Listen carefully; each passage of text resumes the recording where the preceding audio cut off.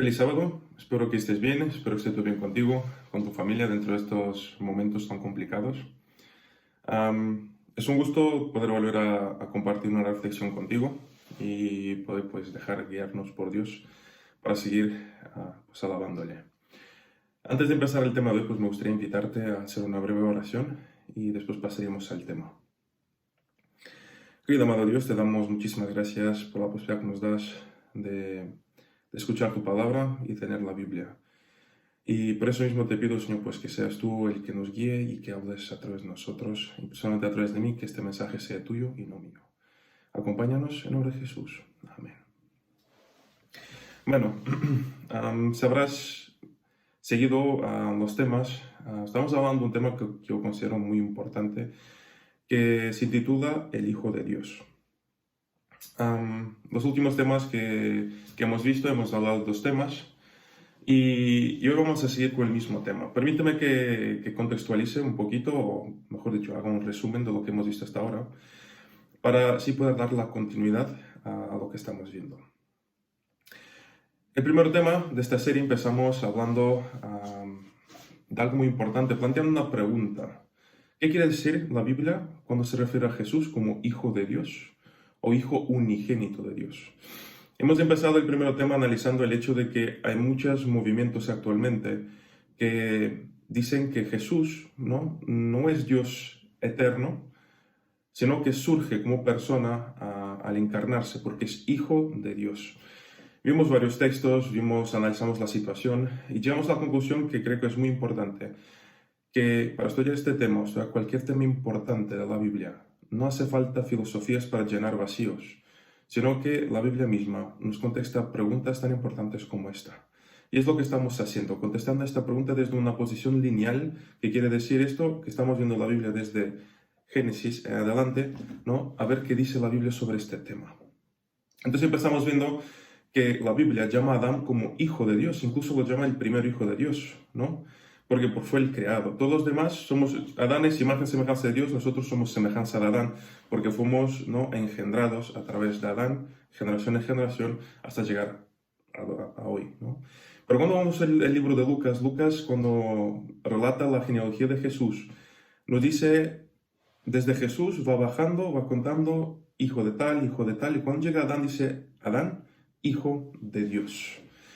Entonces vimos que para empezar a estudiar este tema habría que del principio, y desde el principio llegamos a la conclusión que la Biblia llama a Adán hijo de Dios. En el segundo tema lo que empezamos a analizar fue la continuación de esto.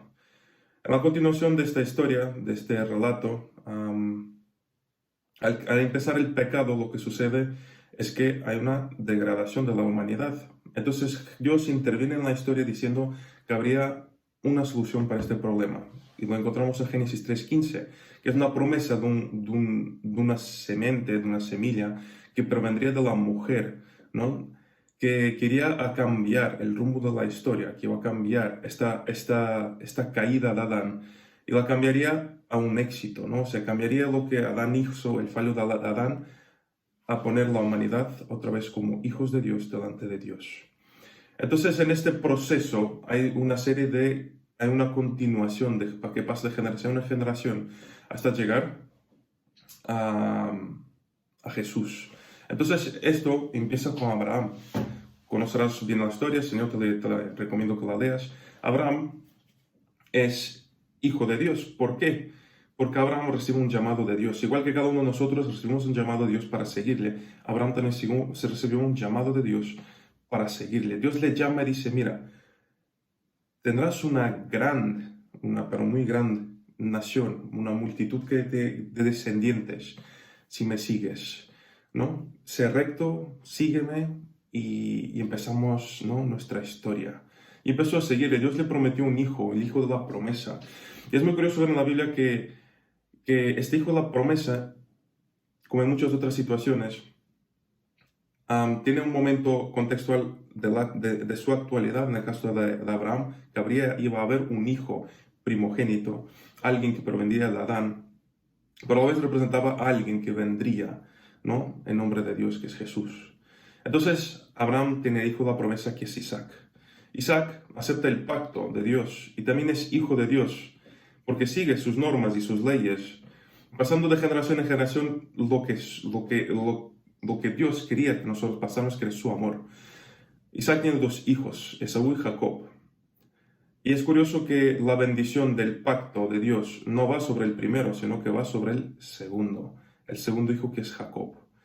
Entonces en la Biblia vemos que la importancia no es el primer hijo, sino que continúe el pacto. En caso de Abraham, Abraham tuvo a Ismael y a Isaac, ¿verdad? Pero el hijo de la promesa es Isaac. Igual forma que Isaac tuvo dos hijos y el hijo de la promesa es Jacob, el segundo. Jacob, al encontrarse con Dios, cambia de nombre, ya no se llama ya Jacob, sino Israel. Entonces, a partir de ahora, Israel, que era Jacob antes, sabemos que Israel tenía 12 hijos. Y los 12 hijos de Israel en Egipto crecen. Entonces, el pueblo se empieza a llamar Israel en nombre de su patriarca, y el cual sigue creciendo, ¿verdad? Entonces llega un momento que Dios interviene y se presenta, ¿vale? Hasta ahora vemos que el Hijo de Dios pasaba de hombre a hombre, ¿no? Abraham, Isaac, Jacob, ¿vale? Entonces ahora llega Moisés. Y cuando Moisés pide a Faraón que deje liberar a su pueblo, Dios se presenta a Faraón diciendo, liberta, o sea, deja libre mi hijo, para que él me pueda llamar mi padre. De repente el Hijo de Dios pasa de una persona a un pueblo. Dios llama hijo, su hijo primogénito, su primer varón, ¿no? Como el pueblo elegido por Dios, lo llama hijo. Esta relación hijo-padre surge aquí, ¿no? Como entre el pueblo y Dios. Es aquí cuando Dios adopta al pueblo como su pueblo, lo hace grande, lo hace crecer. Y por eso en el pueblo de Israel, se cumple la promesa del pacto del Hijo de Dios. Y hoy vamos a seguir con el tema. Vamos a por el siguiente. Y el siguiente, seguramente es un personaje que conocéis muy bien, se habla mucho de él, tiene muchos salmos y es David. Israel era el hijo primogénito de Dios y había sido liberado por Dios, ¿vale? Pero llegó el momento de pasar ese legado del Hijo de Dios a una persona que es David. Y ahora vamos a entender por qué pasa el legado del Hijo de Dios de Israel, del pueblo, a una persona que es David. ¿Vale? David es un personaje que lo conocemos muchísimo. Sus salmos son famosos, sus canciones, ¿no? Sus hechos, lo que hizo, también las veces que cayó. Todo esto son muy conocidos, que es la historia más conocida es David y el Goliat. Pero hoy no vamos a centrar en su historia, sino de qué forma David cumple con el pacto de Dios en el proceso del Hijo del Hombre. David es el siguiente sucesor de este título. Al convertirse rey elegido de Israel, se centra toda la identidad del Hijo de Dios, o toda la identidad de Israel, en una sola persona. Y esto es muy importante, porque David es el rey elegido por Dios, ¿no? Es puesto por Dios en su lugar. Entonces esto tiene una connotación muy importante, porque el trono que ocupará el Mesías no es el trono de Saúl, por ejemplo, sino es el trono de David. ¿Por qué? Porque David fue elegido por Dios, ¿no? Y no por el pueblo, fue el caso de Saúl. Entonces David, como elegido de Dios, se pone en el trono, representando al que iba a ocupar ese trono, delante de Israel. Un Israel que iba a ser próspero a través de Jesús, el que tendría la posibilidad de tener la salvación a través de ¿quién? De Jesús. Por eso David es alguien tan importante en esta sucesión, porque es elegido por Dios, es nombrado rey, y sobre él cae todo lo que tiene que ver el nombre de Israel se cae sobre una única persona, y esa es David. Y una vez más, David no es el primogénito. David no es la persona, el primer hijo de Isaí. Me gustaría invitarte a que me acompañes a la Biblia y fuéramos a 1 de Samuel 16. 1 de Samuel 16, ¿vale? 1 de Samuel 16, versículos 10 al 11, que dice así, te lo leo. De la misma manera, Isaí le presentó sus 7 hijos a Samuel, pero Samuel le dijo, el Señor no ha elegido a ninguno de ellos. Versículo 11. Después Samuel preguntó, ¿son todos estos los hijos que tienes? Queda todavía el más joven, contestó Isaí, pero está en el campo cuidando las ovejas y las cabras. Samuel le dijo, manda llamarlo de inmediato. No nos sentaremos a comer hasta que llegue. Hemos visto en los encuentros anteriores, en las reflexiones anteriores, que la continuidad del pacto no tiene que ir con el primogénito. Además, este texto nos enseña que David es rey, no por ser el primogénito, sino por ser elegido por Dios. Porque para Dios es más importante dar la continuidad del pacto que propiamente seguir un orden cronológico para cumplir con los hechos. Sino lo más importante es que estas personas sean personas que reafirmen el pacto con Dios. Y David reafirmó el pacto con Dios. Reafirmó ese pacto que Dios había dado a Abraham, a Isaac y a Jacob y a Israel. Por eso, David se convierte en un prototipo, no sé si me entendéis la palabra, no tiene que ver con el tipo de antitipo, sino un prototipo del Mesías. ¿En qué sentido? Os explico. Proto significa primero y tipo de su género. Es el primero de su género, ¿vale? Un coche, antes de ser comercializado, se hace un prototipo, un ejemplar, ¿vale? Entonces, David se convierte en un prototipo, en un ejemplar, ¿no? El primer ejemplar de aquel que iba a ser el Mesías venidero, que es Jesús. Acompáñame otra vez a la Biblia. Hoy vamos a ver bastantes textos porque creo que es importante. Vamos a Salmos. Salmos es de los libros donde más escritos tiene David, por así decirlo. Y vamos al Salmo 2. Vamos a leer del versículo 1 al 7. Fíjate lo que dice. Dice: ¿Por qué se rebelan los pueblos? ¿Por qué conspiran las naciones? Los reyes de la tierra hacen alianza. Los caudillos se declaran en contra del Señor y de su ungido. Ungido en este caso, en algunas versiones, las más modernas, ya lo traducen como Mesías, refiriéndose al Mesías en hebreo, ¿vale? En contra el ungido, el Mesías. Y sigue diciendo, y dicen, versículo 3, vamos a quitar sus cadenas, vamos a liberar de sus ataduras. El que reina en los cielos se ríe, el Señor se burla, de ellos. Versículo 5, pero ya enfurecido, les habla y con enojo los deja turbados.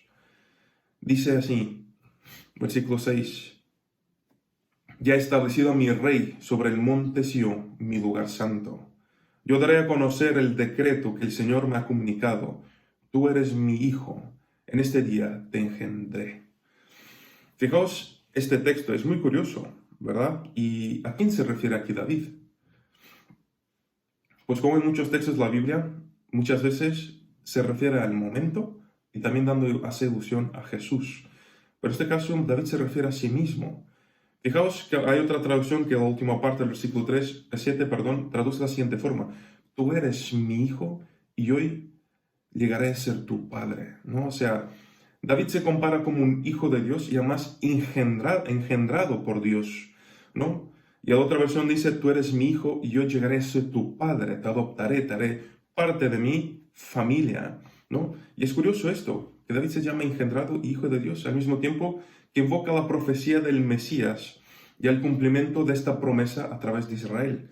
Yo no sé si a ti te parece curioso este tema, puede que no estés disfrutando tanto, pero a mí me parece increíble entender el dilema del Hijo de Dios a través de la Biblia y ver que David se llama Hijo de Dios y ungido, igual que más tarde Jesús se llama así. David había sido ungido como rey, lo veíamos. ¿Por qué? Porque Dios lo había puesto en ese lugar, le había dado ese lugar privilegio. Estaba representando, en el trono de David se sentaría el rey de todo el universo, ¿no? Representando al rey universal, que era Jesucristo. Además, es muy importante porque David marca un antes y un después en el Nuevo Testamento, porque el lenguaje que usa David en sus salmos, refiriéndose así y al futuro Mesías, ¿vale? Marca el contexto de muchas palabras y muchas formas de expresión del Nuevo Testamento. Me gustaría que me acompañaras a Hechos 2. Vamos a Hechos 2, ya estamos en el Nuevo Testamento, y quiero que veamos que el Nuevo Testamento usa estos textos para referirse a Jesús. O sea, viendo que se refieren a David en su contexto, pero también se refiere al Mesías. Hechos 2, versículo 25 al 36. Es un poquito largo, pero aquí estamos para esto, ¿no? Para estudiar. Así que paso a leer, me gustaría que me acompañaras. Dice así. El rey David dijo lo siguiente acerca de él, refiriéndose a Jesús. Veo que el Señor siempre está conmigo No seré sacudido, porque Él está aquí, a mi lado. Con razón, mi corazón está contento y mi lengua grita sus alabanzas. Mi cuerpo descansa en esperanza. Pero tú no dejarás mi alma entre los muertos, ni permitirás que tu santo se pudra en la tumba. Me has mostrado el camino de la vida y me llenaste con la alegría de tu presencia. Esto es un salmo de David. Fijaos el lenguaje. Esto estamos en el Nuevo Testamento, ¿no? Ahora nos va a pasar a explicarlo. El mismo texto lo explica. Pero fijaos cómo se refiere David a sí mismo. Tu santo, ¿verdad? Es referencia a sí mismo. Fijaos el versículo 29. Dice, queridos hermanos, piensen en esto. Pueden estar seguros que el patriarca David no se refería a sí mismo, porque él murió, fue enterrado y su tumba estaba todavía aquí entre nosotros. Pero él era un profeta y sabía, que Dios había prometido mediante un juramento que uno de sus propios descendientes de David se sentaría en su trono, lo que habíamos comentado. Versículo 31 dice, David está mirando hacia el futuro, hablando de la resurrección del Mesías. Él decía que Dios no lo dejaría entre los muertos, ni permitiría que su cuerpo se pudriera en la tumba. Dios levantó a Jesús de los muertos, y de esto todos nosotros somos testigos. Ahora Él ha sido exaltado al lugar de más alto honor en el cielo, a la derecha de Dios, y el Padre, según lo había prometido, le dio el Espíritu Santo. Le dio el Espíritu Santo para que lo derrame sobre nosotros, como ustedes lo ven y lo oyen hoy. Pues David nunca ascendió al cielo, sin embargo dijo, el Señor le dijo a mi Señor, siéntate en el lugar de honor a mi derecha, hasta que humille a tus enemigos y los ponga por debajo de tus pies. Por lo tanto, que todos en Israel sepan sin lugar a duda que este Jesús, a quien ustedes crucificaron, Dios lo ha hecho tanto Señor como Mesías. Me parece muy curioso, incluso la propia Biblia lo explica. No estamos descubriendo nada nuevo, solamente estamos siguiendo un contexto lineal. Hemos saltado el Nuevo Testamento para que veamos que realmente los salmos de David muchas veces se refieren a Jesús directamente y los usamos. Vamos a Hechos 4, estamos en el mismo capítulo, o sea, estamos en el mismo libro, avanzamos un poquito, Hechos 4, versículos 24 a 28. Leemos, dice así, cuando los creyentes oyeron las noticias, todos juntos alzaron sus voces en oración a Dios. Oh Señor soberano, creador del cielo y de la tierra, del mar y de todas las cosas que hay en ellos.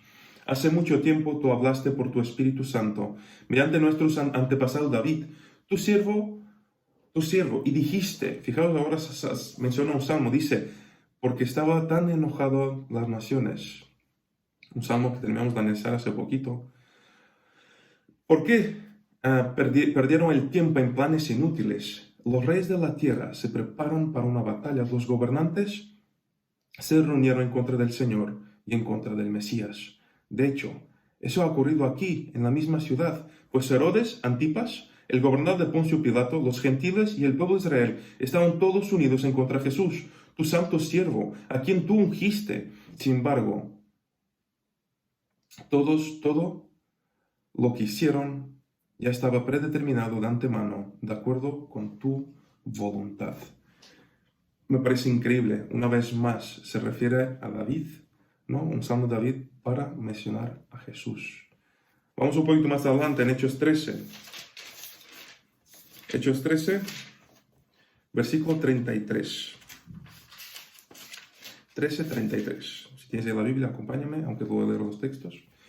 Dice así, Hechos 13:33.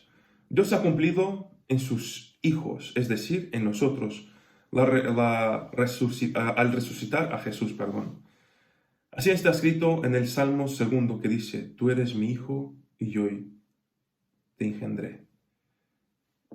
Otra vez no menciona a Jesús como hijo, pero también sabemos que en este momento David se refería a sí mismo. Vamos a otro texto en el Nuevo Testamento, Hebreos 1. Vamos al libro de Hebreos, capítulo 1, versículo 5. Fijaos lo que dice. Porque jamás Dios a ninguno de los ángeles les ha dicho, tú eres mi hijo, yo te engendré hoy. Ni tampoco yo seré su padre y él será mi hijo. hemos visto que David se describe a sí mismo como el hijo primogénito de Dios. Y además nosotros sabemos que es a través de David, ¿no? El David es el elegido para que el pacto se mantenga firme. Y a la vez anuncia al Mesías. Vamos a otro salmo, Salmo 89. Salmo 89, versículo 19. ¿Ok? Salmo 89, versículo 19, que nos dice así. Hace mucho tiempo hablaste a tu pueblo fiel en una visión. Dijiste, he levantado a un guerrero, lo seleccioné de gente común para que fuera rey.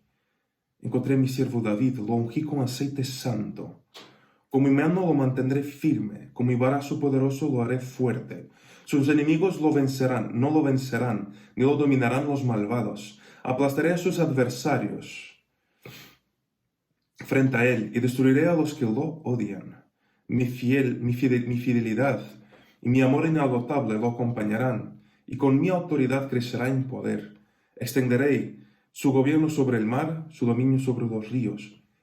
Él clamará a mí, tú eres mi Padre, mi Dios y la roca de mi salvación. Lo convertiré en mi hijo primogénito, en mi hijo varón, el rey más poderoso de la tierra. Lo amaré y le daré mi bondad para siempre. Mi pacto con él nunca tendrá fin. Me aseguraré de que él tenga heredero. Su trono será interminable, como los días del cielo. La pregunta es, ¿a quién se refiere este salmo? ¿De quién habla? ¿Quién es este santo que menciona? ¿Quién es el exaltado, el escogido entre el pueblo? ¿Quién es el que exclama, tú eres mi padre? A quien Dios le responde, te convertiré en mi hijo varón, a mi primogénito. Daré mi primogénito. ¿Quién es este, no? Que el Salmo 89 dice, ¿quién es ese rey supremo de la tierra, con quien Dios establece un pacto para siempre? David. No hay otra persona que no sea David en este caso. ¿Por qué? Porque es el que cumple la promesa de Dios de salvar la humanidad a través de su propio seno. Porque Dios había puesto en marcha un plan. Estos textos son importantísimos para la continuidad del Nuevo Testamento. Porque como mencionamos antes, los textos, los salmos de David, marcan la terminología del Hijo de Dios, la terminología que se usa en el Nuevo Testamento, de cómo se trata a Dios como Padre y a Jesús como Hijo unigénito, y etc. De una forma muy breve, solo para que estemos bien, David se describe a sí mismo como Mesías venidero, como alguien engendrado por Dios y como primogénito de Dios. Este es en un sentido no cronológico, sino en un sentido simbólico. David es hijo de Dios, dentro de una sucesión de hijos de pacto entre todos, ¿no? Pero principalmente representando al único, ¿no? Que iba a salvar, el único rey universal, el que iba a poner todo bajo su control, al cual Dios también le llama, tú eres mi hijo. Después de David, viene otro personaje también muy importante. David pasa su legado del pacto a uno de sus hijos. La Biblia tiene una secuencia lineal, y ese hijo que lleva adelante los planes y la trayectoria de Dios, se llama Salomón. Acompáñame a Primera de Crónicas 22. Primera de Crónicas 22, versículo 10 dice así. Él me construirá un templo, él me será un hijo, yo le seré su padre, y afirmará su reino en Israel para siempre. ¿No te suena este lenguaje? Lo hemos repetido hoy una y otra vez. Se parece mucho al lenguaje del Nuevo Testamento también, lo que estamos viendo hoy. Además aquí dice, Él me será un hijo, yo seré su padre. Él nos lleva al Nuevo Testamento. ¿Recuerdas las frases que Jesús menciona? Además en este texto terminamos de leer de Primera de Crónicas, no sé si dije antes Corintios o Crónicas, era Primera de Crónicas, ¿vale? 22, versículo 10. Además aquí el texto dice, Él es mi hijo, yo seré su padre. No se dice, Él me será, ¿no? Refiriéndose que si mantiene una relación conmigo, si pasa tiempo conmigo, si mantiene el pacto, yo él seré su padre, porque en él está la continuidad del pacto de Dios. Salomón es elegido y reclutado por Dios como hijo para dar continuidad a este pacto. Esto es muy bonito. Es muy bonito ver que la Biblia no tiene brechas, que la Biblia no tiene por donde, no necesita filosofías para justificar el nombre, el Hijo de Dios. ¿Por qué? Porque la Biblia lo explica. Salomón es una persona importante, es una persona que la Biblia lo destaca, es diferente de su padre. En varios sentidos, nosotros lo conocemos, la Biblia dice que no, Salomón no era igual que su padre, no era perfecto como su padre. Pero también dice que Salomón era un rey de paz y no de guerra. Y esto es muy importante. ¿Por qué? Porque sabemos que David amaba tanto al Señor que le quería construir un templo, ¿verdad? Y lo vemos en 2 Samuel 7. Pero Dios le dice que él no será el que le construirá el templo. Y la pregunta es, ¿por qué? Y Dios le contesta. Y dice, es que tus manos están manchadas de sangre. Lo vemos en 1 de Crónicas 17, 22, 28, ¿vale? Lo podéis leer en casa. Si leemos la Biblia, nos acercamos a la Biblia, veremos que las guerras son contrarias a la voluntad de Dios. Dios es un Dios antiviolencia, aunque no parezca muchas veces así, pero Dios no es un Dios de guerra, es un Dios de paz. No, la Biblia describe a Jesús como el príncipe de paz. Acompáñame a Isaías 2. Isaías que lo estamos estudiando ahora en este trimestre de la escuela sabática. Isaías 2. Isaías 2, versículo 1 al 4. Dice así. La palabra que Isaí, hijo de Amós, recibió en visión con respecto a Judá y a Jerusalén, aconteció en los últimos días que el monte de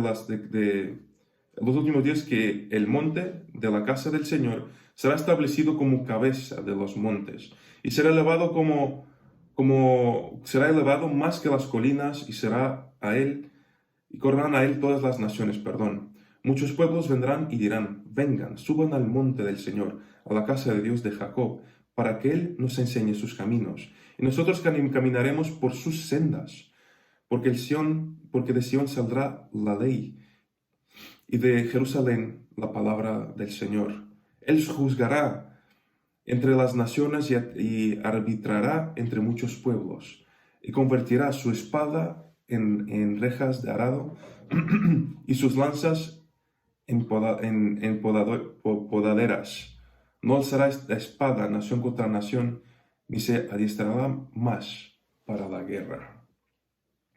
Dice la Biblia, nos da a entender la Biblia que el que tendría que construir el templo, que va a representar la casa de Dios, la persona de Dios, por así decir, donde Dios iba a encontrarse con su pueblo, tiene que ser un hombre de paz. Y ese hombre no hay otro que no sea Salomón. Incluso su propio nombre, Shalom, significa paz. Salomón significa paz. Acompáñame otra vez a 1 de Crónicas 22. Vamos a ver otro texto más. 1 Crónicas 22, sí, creo que ahora lo dije bien. 1 Crónicas 22, versículo 9 dice, pero aquí te nacerá un hijo que será un hombre pacífico. Y yo le daré reposo de todos sus enemigos de alrededor. Ciertamente su nombre será Salomón, y sus días yo le daré paz y tranquilidad a Israel. Al pasar la promesa del pacto de David a Salomón, Dios está proyectando la paz que iba a transmitir Cristo para alcanzar la humanidad. Jesús es el príncipe de paz, es el príncipe de la paz definitivo, aunque Salomón lo representaba en este sentido. Jesús es el que establece el trono de su reino sobre Israel para siempre, sin guerras. Lo hemos estado estudiando en la escuela sabática. Jesús no ha hecho guerra. Podría haber levantado multitudes, por supuesto, pero siempre huía. ¿Por qué? Porque la violencia nunca era un plan de Dios, sino que iba a salvar la humanidad desde la paz y desde la tranquilidad. Adán perdió su posición como hijo. Dios promete un linaje a Adán y a Eva, de donde vendría el nuevo Hijo de Dios, el que rectificaría el pacto o el que rectificaría la conducta y la caída de Adán. Dios eleva a un pueblo para que se cumpla esta promesa. Y la historia es preciosa, porque llama a Abraham, hijo de Dios. También llama a Isaac, un hijo de Dios. A Jacob, un hijo de Dios. Después llama a Israel, hijo colectivo de Dios. Después todo esto pasa a David, hijo de Dios. Y después a Salomón, también es hijo de Dios. Una vez más, la Biblia no tiene brechas, la Biblia no tiene por dónde huir. Está clara la verdad revelada. Nosotros hemos visto hasta ahora que la historia empieza con la creación de Adán y Eva. Adán, hijo de Dios, pierde su posición como hijo. Y Dios, en Génesis 3:15, promete recuperar, ¿no?, el lugar de la raza humana durante todo el universo, dándoles un nuevo Génesis, un nuevo principio y un nuevo hijo de Dios que triunfaría sobre el fallo de Adán. Dios llama a Abraham para llevar adelante su propósito, establece un pueblo como nación, unge a David como rey de Israel y luego Salomón como el rey de paz. Y la historia continúa. La descendencia prometida en Génesis 3:15 ocupa fielmente su vocación como eterno protagonista de la imagen de Dios para todas las generaciones futuras. Dios está actuando en la historia de la humanidad para rescatar a la humanidad, para salvarles de su propio, me gusta mucho esta expresión, reino genético. ¿A través de quién? A través de un hijo de Dios, alguien que cumpliría con su pacto, alguien que iba a ser elegido, humano que revertiría, o sea, un ser humano, ¿no?, en este caso Jesús, hijo de Dios, un ser humano que revertiría el efecto de la caída de Adán. David y Salomón son solamente una parte de este proyecto. Me parece precioso porque la Biblia nos dice que nosotros somos linaje escogido, el real sacerdocio, y también nos llama hijos de Dios. Y dice la Biblia que nosotros jamás seremos huérfanos. ¿Por qué? Porque Dios nos adopta como sus hijos y nos da el privilegio de llamarnos, ¿no?, Padre. Además podemos usar el término engendrado, porque cuando encontramos con Dios, nuevas criaturas somos engendrados en Cristo. Me parece también muy bonito esto. Jesús es el ejemplo de la relación que debemos tener nosotros en la tierra. Jesús era tan hijo de Dios como cada uno de nosotros. Era tan humano como cada uno de nosotros. Jesús establece esa relación de padre y hijo para que nosotros podamos seguir su ejemplo y llamar a Dios, su Padre, Abba. ¿Para qué? Para que nosotros podamos ser hijos y podamos tener el privilegio de relacionarnos con Él. Y Jesús es el mayor ejemplo en este sentido. ¿Cómo podemos ser hijos de Dios? Muy sencillo.